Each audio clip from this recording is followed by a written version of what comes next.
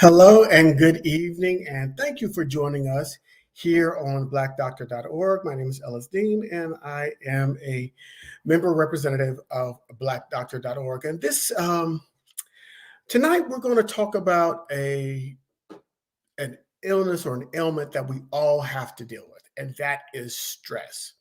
Um, in one way or another, where the kids are stressing, whether our job is stressing, where our spouse is stressing us, we all deal with stress, and that is a very, very hot topic that we're challenged with today, especially with the pandemic. The pandemic has added an extra layer of stress, and it's for some of us, it's pushed us over the top.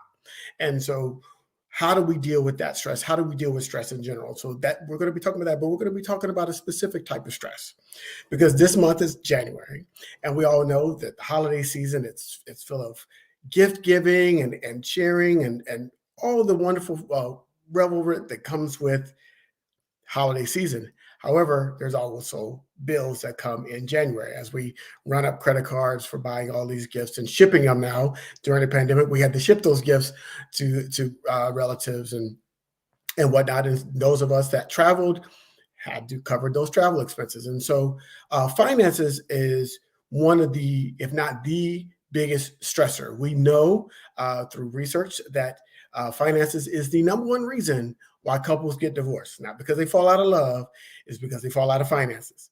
And so what we're going to do tonight is we're going to talk about financial stress, and we're going to give you some tips on how to relieve financial stress so you don't find yourself in the same predicament that many people find themselves when they're dealing with their finances. And so we're going to have our financial guru, also known as Gus Tucker. He hosts Financial Freedom Fridays here on blackdoctor.org at 3 p.m. Eastern Time. So please check his show out. It is phenomenal. It is doing phenomenally well.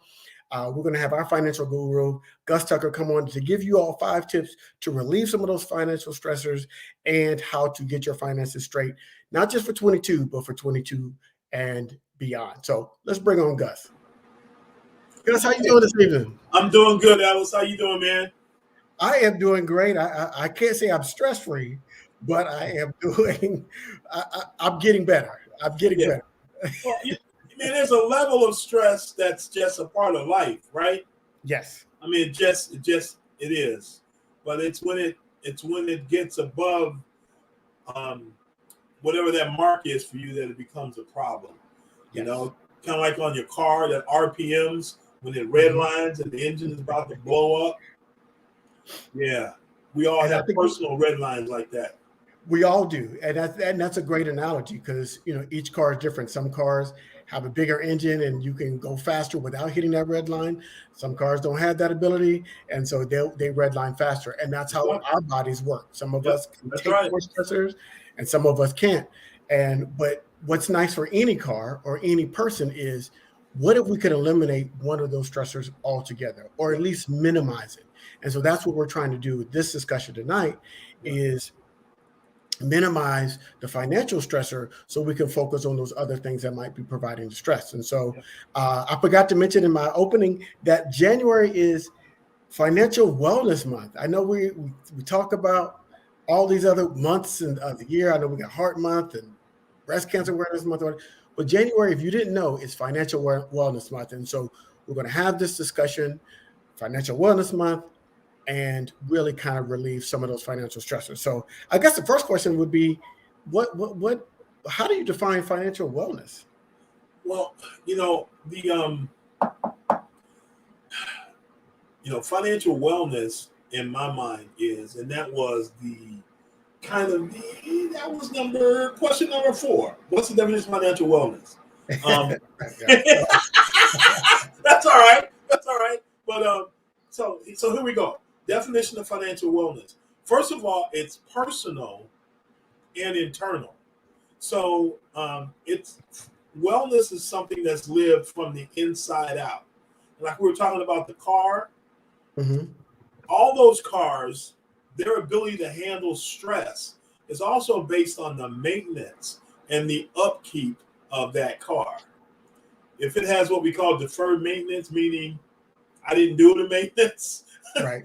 And I don't keep up the speed, its ability to handle stress changes. So financial wellness is personal and internal. And I was thinking about this, and here's what I wrote down. Financial wellness is having confidence in your ability to meet all the financial and non-financial needs, wants, and desires in your life. Okay? It's having confidence. So part of this wellness is mental and emotional. It's about how you think. Okay? So you have confidence. Confidence means with fidelity, with trust, with trust. And you know who you're trusting in? You. You're trusting in you to have the ability to meet all the financial needs and non-financial needs that you have, also the things that you want and some of the things you desire. So meet all your family, financial and personal responsibilities. I love it. So let's jump right into it. I know you've got a great thing real quick. Also able to give to others. Able to give to others. There's a part of you that's wired to want to give to other people. And when you can't, you feel bad about it.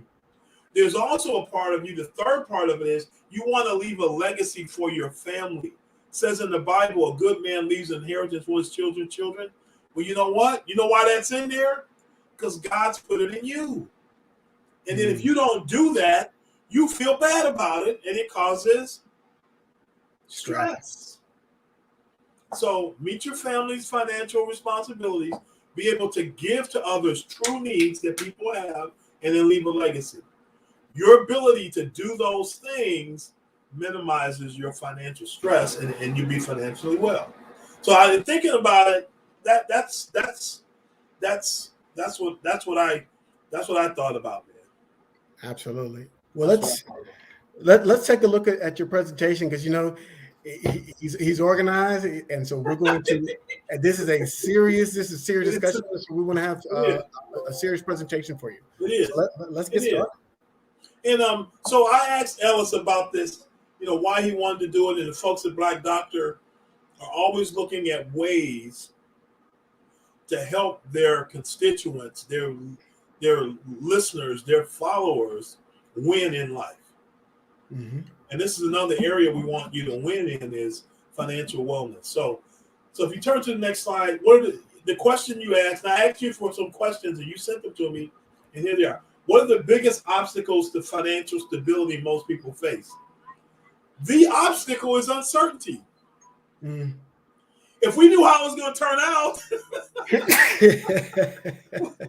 we wouldn't be stressed. Right. If we knew how it was going to turn out, we wouldn't be stressed. So one of my business partners is calling me, and I'm trying to hang up this phone. So my son bought me this smartwatch. Oh, yeah. And so my watch is ringing, and I'm trying to hang it up. So I'm getting used to this thing, man. So first, the key obstacle to your financial stability is uncertainty. Okay? What kind of uncertainty? First is cash flow and income uncertainty. Question: are you 100% sure that your income is not going to change over the next 12 months? 100% sure it's not going to change in a negative way.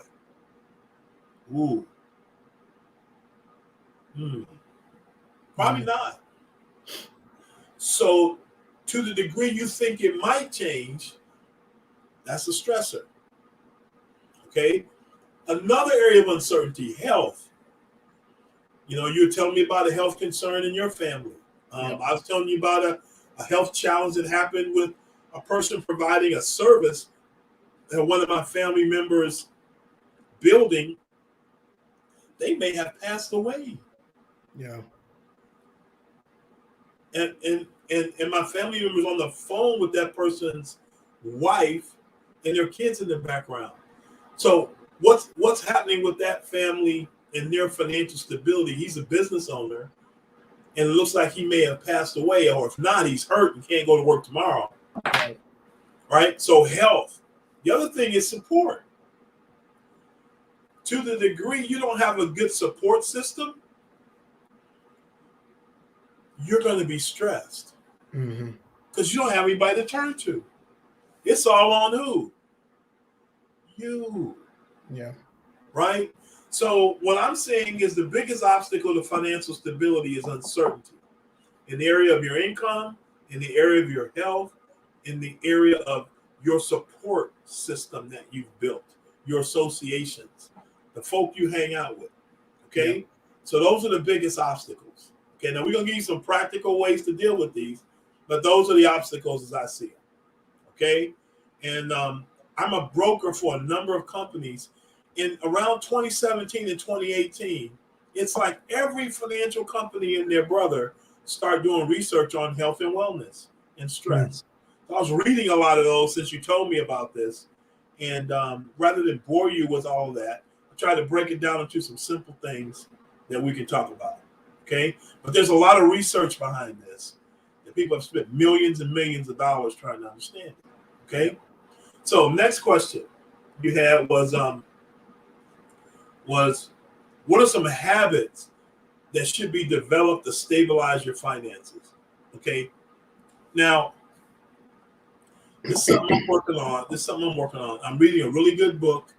I don't make any money on this book. I encourage you to read it. It's called Max Out. It's by a business partner of mine. And his name is Ed Mylett, Mylett. It's called Max Out. And he went from being a broke social worker to worth almost $500 million. He's 50. Okay. And he came from a regular, he started out being working in a group home social worker, right? So this book, Max Out, talks about your life is a sum total of your habits and your rituals. The things you do on a regular basis. Almost between 70 and 90% of the thoughts you have every day are the same.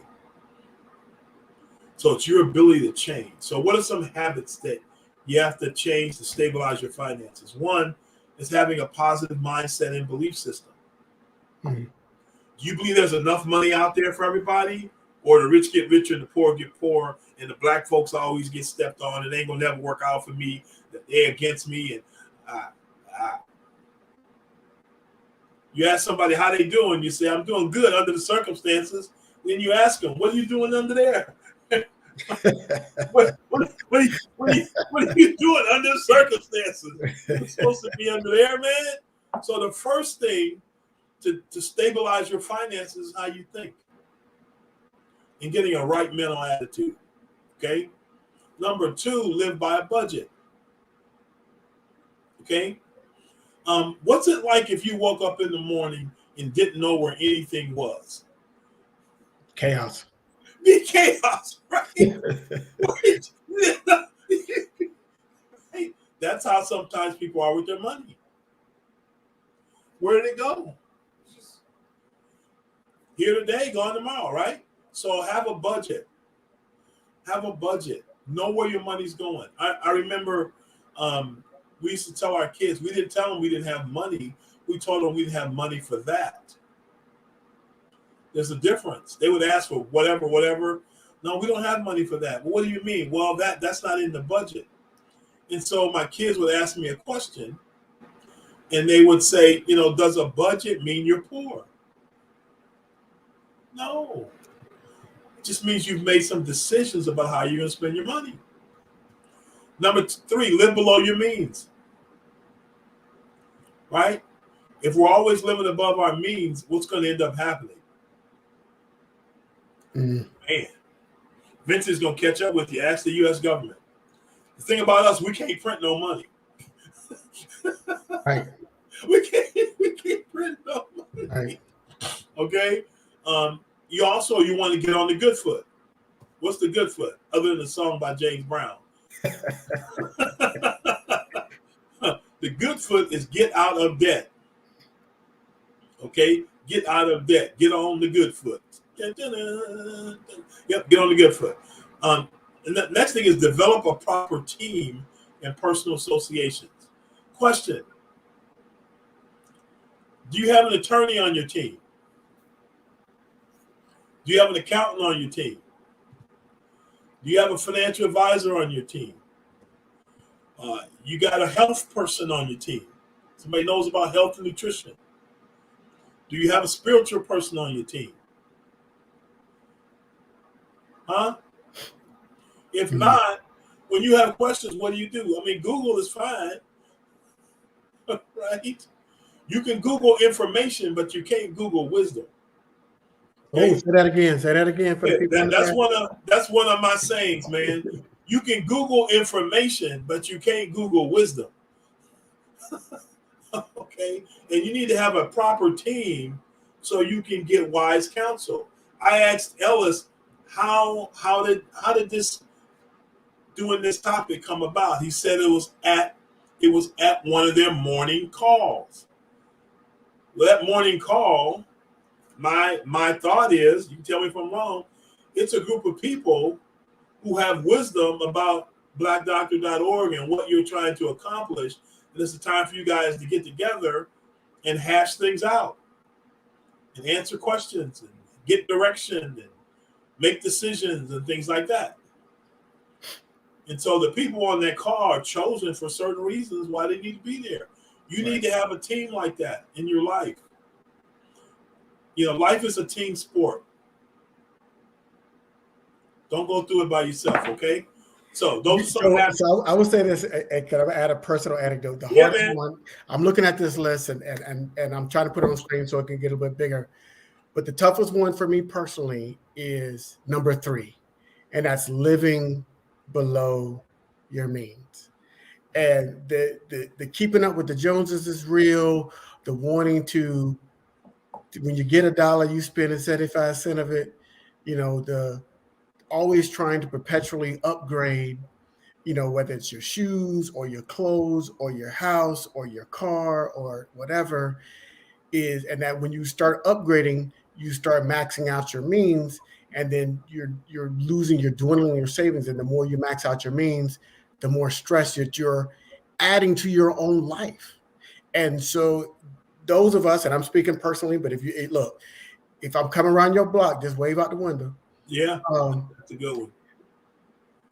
Living below your means is the most difficult one for me. So I'm asking people, if you're watching us, and thank you all, Donna and Ferranda and Agnes, and tell us which one of these 5 is the most difficult for you in terms of developing to stabilize your finances. Which one is the hardest for you to incorporate into your life to be able to stabilize your finances? Drop that in the comments and we'll give you a shout out. But go ahead. I'm sorry. I just need to. No, that's it. We can go to the next slide. It's good. That's a good word right there. That's a good word right there. So the third question was, what are some potential consequences if a person doesn't control their finances? One, you're going to go into debt. Mm-hmm. 2, depression and anger. Mm. You know, if you work hard all the time and feel like you're getting nowhere, eventually, you're going to be mad. Mm. Yeah. And so I'm going to leave it like that. Third is bankruptcy. Yeah. You know, it's inevitable. If you keep going a certain direction, you're going to cause bankruptcy. And then broken relationships. Whether it's a husband and wife. Okay, I'm going to step on some toes right here, okay? Okay, check this out. I've been doing this for over 20 years, right? And there'll be married couples, and they live in the same house, but they do their finances separate.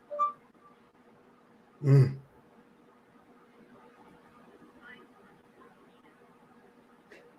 It doesn't work. No. Okay. So anecdotal. Here's some facts for you all to kind of crystallize that point. The number one reason couples divorce is financial problems. Not because they fell out of love.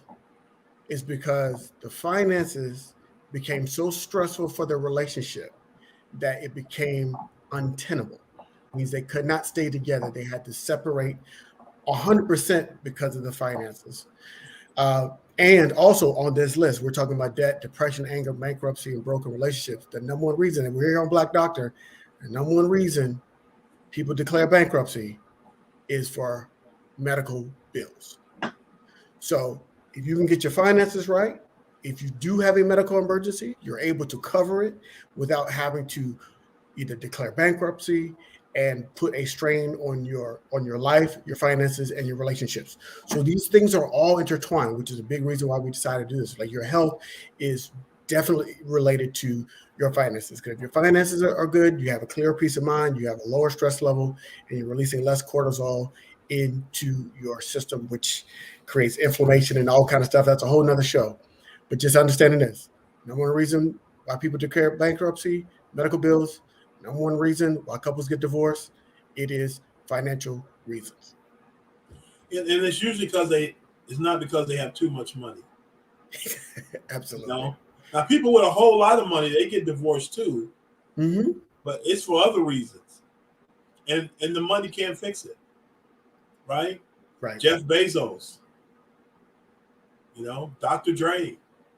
Yeah. So, next slide. So, what we talked about, definition of financial wellness. It's personal and internal. It's having confidence in your ability to meet all the financial and non-financial needs, wants, desires in your life. Look, self-confidence. A good friend of mine, his name is Ed Milet, I told you about him earlier, said that self-confidence is really keeping promises you make to yourself. Ooh, say that again. Say that again for the people in the back. Self-confidence and self-worth is a matter of keeping promises you make to yourself. Okay, if you don't keep your own promises, like some of you made a bunch of New Year's resolutions that were really only for like the first 2 weeks of January or the month of January. But if we continue to lie to ourselves, then we don't trust ourselves. And then that begins to tear down our whole life. Okay? So building your confidence means to set goals and to hit goals and to take actions that are consistent with what you've told yourself is important. And typically, financial wellness is about your ability to meet these needs, right? For your family and your personal responsibilities, be able to give and to leave a legacy to your family. Okay, the last 7 minutes that we've got here, we're going to spend this on number 5, which is really about solutions. Okay. Okay. So what are the 5 tips to relieve financial stress? First, to operate based on goals, not your circumstances.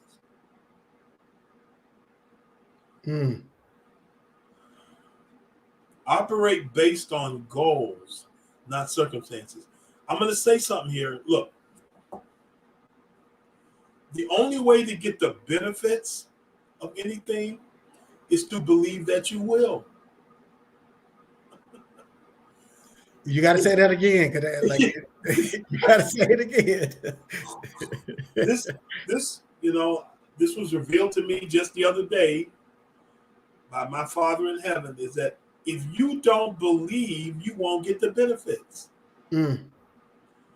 If you don't believe, you won't get the benefits. That's just how it works. Okay? So if you're living under your circumstances, that means you have belief in your circumstances. So you know what you get? The benefit of your circumstances. How's that working out? Not too good. So you need to believe in your goals. So what I encourage you to do in January, now we're working through, those of you who listen on Fridays, we're working through our zero-based budget, which you need to have done in January. And then we're going to start around, we're going to set some goals. Yeah. Then you're going to live your life based on those goals, not based on your circumstances, which are your past. Okay?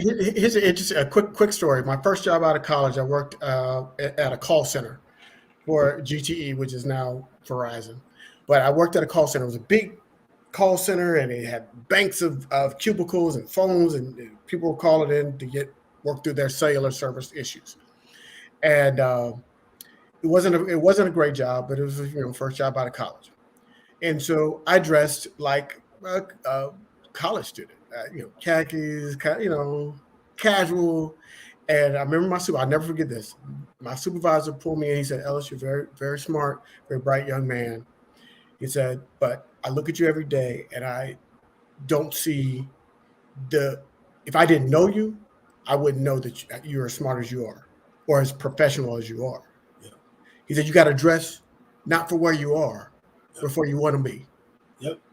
And from that moment on, I came in, I had a dress shirt on, I had on dress slacks, and I started advancing because people saw me, my ability matched my appearance. Yep. And I didn't think it was it's a subtle thing, but it's about your circumstances. I was dressing for my circumstances and not my goal. And my goal was to be a supervisor and progress in the company, but I had to dress for my goal, not my circumstances. So two little sayings. One is dress for the job you want, not the job you got. Yep. And number two, a friend of mine from Atlanta says this. His name is Alvin Darian. He says, "Look like you're going somewhere, not like you've been through something." I like that. Look like you're going somewhere, not like you've been through something. Okay? All right. The next thing is PTFAR. It's programming, leads to your thoughts, leads to your feelings, leads to your actions, leads to your results. We all want to change the R, our results. It starts by changing the programming, right? And the way you change your thoughts and beliefs. Now, we got a short video here. We might run over a little bit, but this video is good. You have in your brain something called a reticular activating system. And if you will use it, it will help you reach your goals. 100%. Okay? So we're going to play this short video. It's 4 minutes. It's on YouTube. So you can go to YouTube and look up reticular activating system. It's right there at the bottom of the YouTube screen, reticular activating system. Check that out.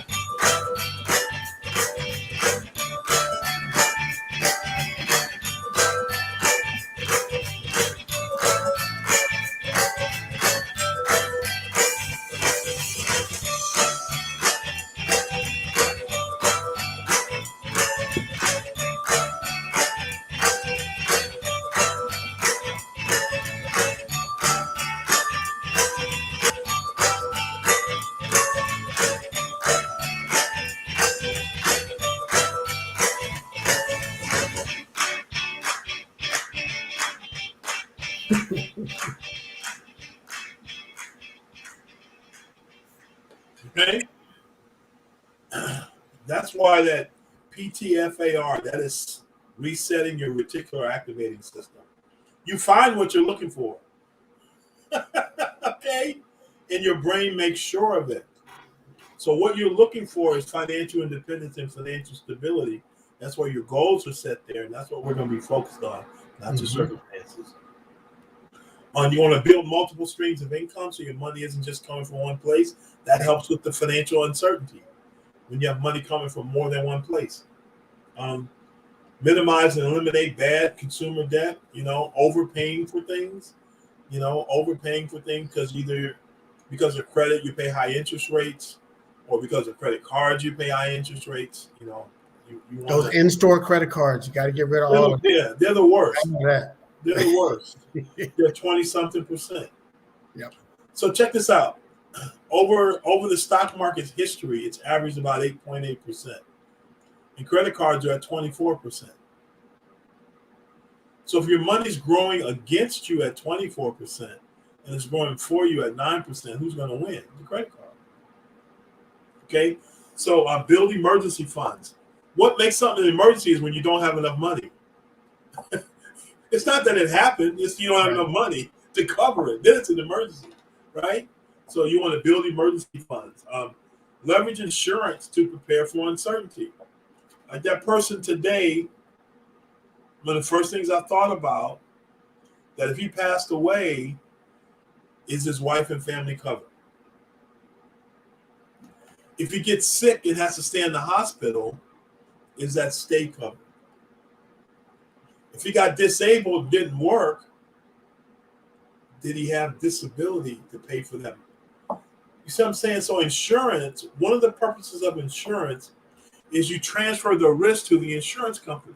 That's why you have car insurance. There is a risk you'll get into a wreck, and it won't even be your fault. But rather than you bear all that responsibility, you transfer it to your insurance company. Right. So use insurance to transfer risk. Take action against your goals. Violently attack an imperfect plan. Don't wait to have a perfect plan. Violently attack the imperfect plan you got, and you'll be better off. Okay? So next slide, next steps, we'll wrap it up. Now look. Next steps. 1, develop your plan to meet and exceed your financial goals. That's what Financial Freedom Friday is about. It's putting that plan together.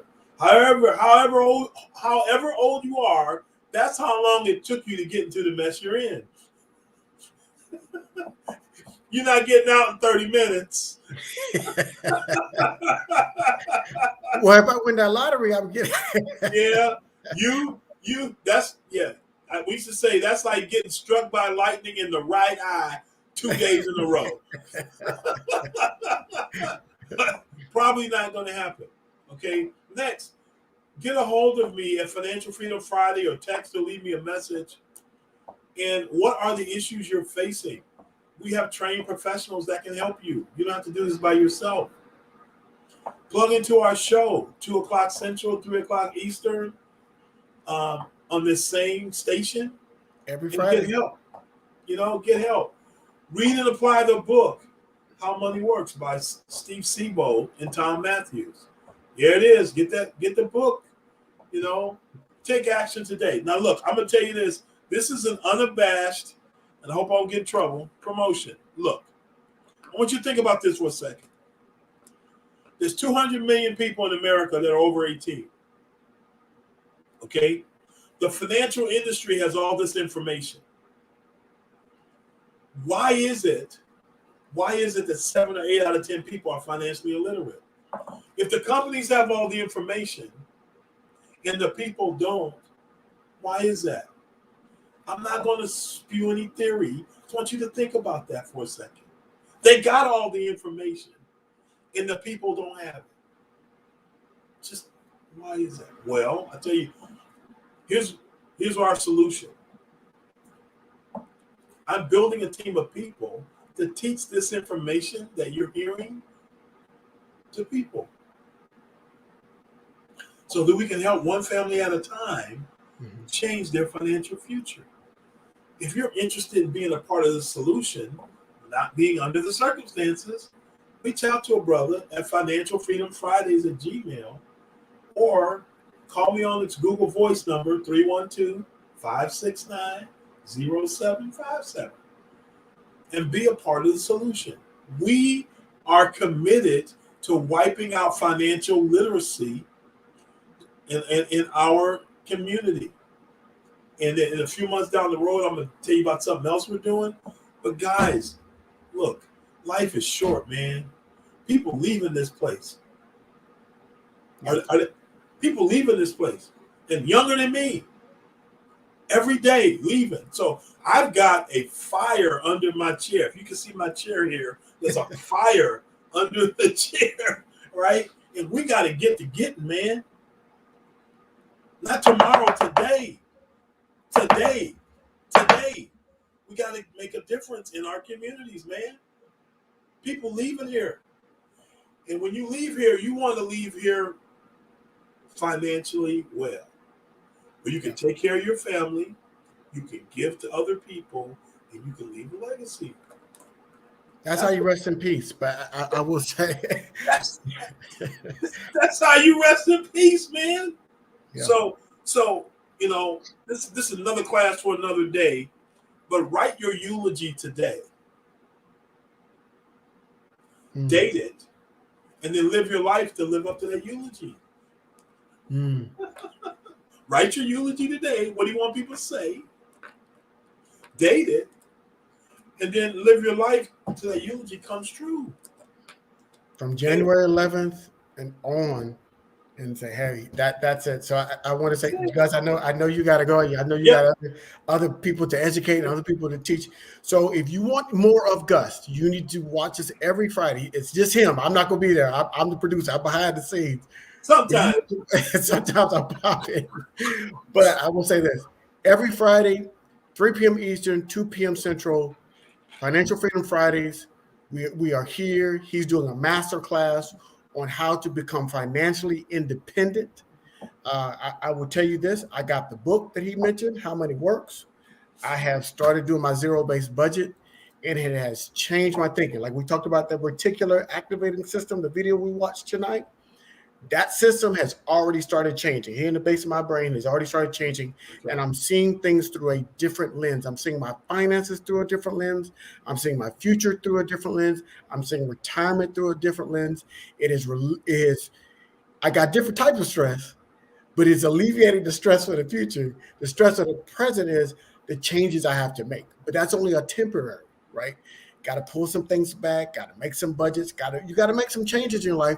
And initially those changes are stressful, but as you go along and you get those changes and you start seeing the results from those changes, the stress level goes down and you're able to live a better, more stress-free life. And so that's why we're here. That's why we do this. That's why we're here. That's what's up. That's why we do it every Friday. Every Friday. Check us out. Check us out. You guys have a good evening. We'll answer your questions in. So if you have any questions, I know we didn't have time to do questions tonight. Put your questions in the comments. I will go back through and we'll try to get them asked on Friday. Yeah. We'll answer all your questions. We'll answer all your questions or email them to Gus at Financial Freedom Fridays. Yeah, we're going to email them to Gus and he will answer your question. I promise you he will respond to your questions. Yep, we will respond. We'll get you. Yep. So thank you all for joining us. Share the video, like and share the video. We'll see y'all Friday. All right, take care now.